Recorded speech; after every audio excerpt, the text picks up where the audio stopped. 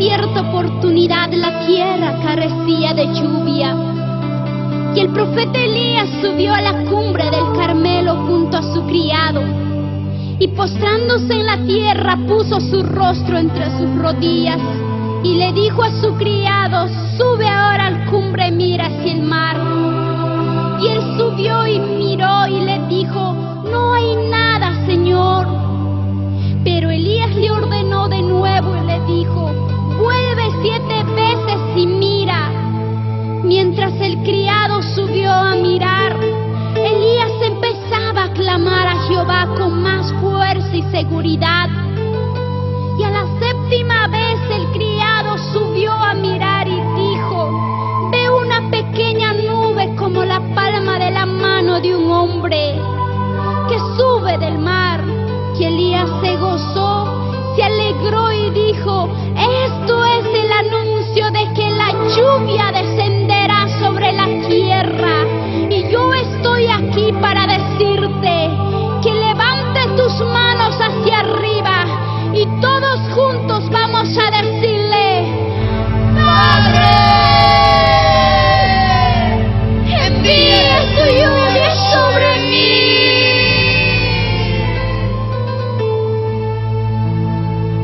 Abre los cielos, que descienda tu lluvia. Abre los cielos, que descienda tu lluvia.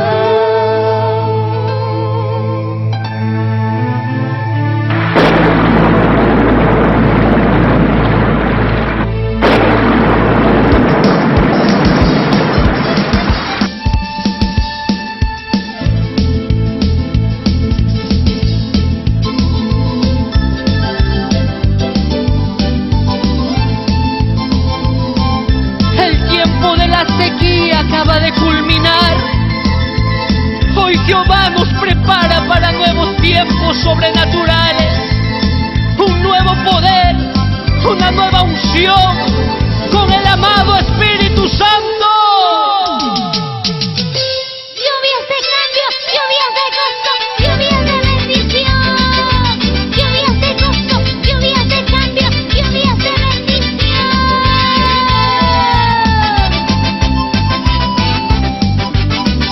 Tiempos frescos, renuevo del Espíritu Santo viene sobre nuestra